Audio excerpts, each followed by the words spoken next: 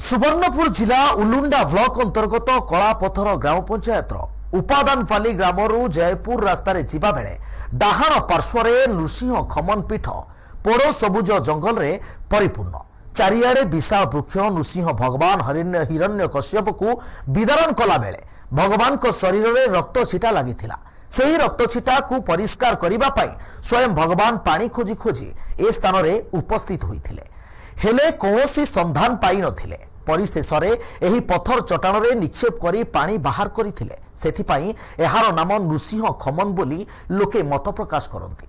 ବିରାଟ ପଥର ଚଟାଣ ଉପରେ ପ୍ରଭୁ ନୃସିଂହ ଭଗବାନ ପୂଜା ପାଉଛନ୍ତି। ପଥର ଚଟାଣରେ ବିରାଟ ପାଣିକୁଣ୍ଡ ରହିଛି। अलौकिक देवी शक्ति मध्य रही जी कुंड को अशौच हो पानी को आनिबाकू जाइथाए सांगे सांगे पानी सुखी जाइथाए पुणी परदिन कुंडरे पानी भरी होई जाइथाए। एठारे पूजा पाउछंती वन दुर्गा हनुमान शिव गुप्त गंगारू आपे आपे क्षीर स्रोत झरुछि। अनेक भक्त समागम हेले हरिबोल हुलहुली संकीर्तन घंट एवं शंख प्रत्येक मासरे नवमी तिथि भक्तों समागम होइथाए। प्रत्येक मासर संक्रांति रे भागवत पुराण पठन होता है। दूर दूरांतर भक्त माने आसी थांती। प्रत्येक वर्ष कार्तिक शुक्लपक्ष प्रतिपदा तिथि रे गिरी गोवर्धन पूजा सह अष्टप्रहरी नाम यज्ञ अनुष्ठित होता है। कौनसी इलेक्ट्रिक सुविधा नथिबारु बहु असुविधार सम्मुखीन हेउछंती पथद्रष्टा।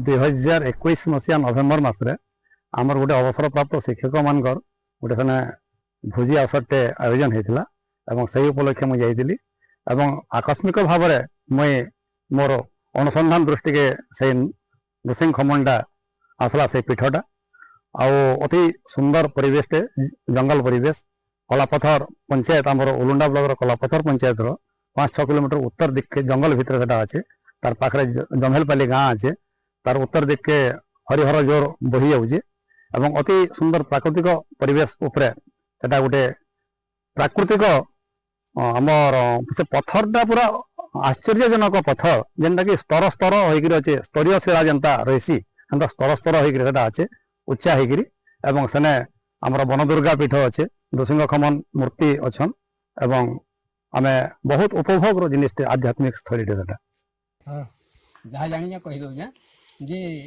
उयक गोपबंधु पंडा दीर्घ दिन मोर जानबार 28-29 वर्ष है इने अन्न प्रसाद लगुच डेली दिन इरा हूँ नरसिंह खमन नरसिंह मठ बोले समस्ते जानवे।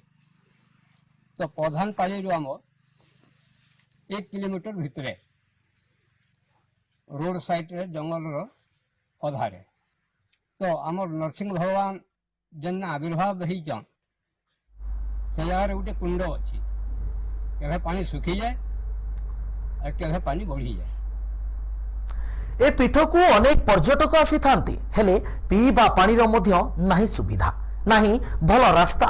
खूब शीघ्र प्रशासन ए दिगरे दृष्टि देबाकू अंचलवासी दाबी करिसंती। सुवर्णपुरु उमेश चाउलियान रिपोर्ट एनटीवी।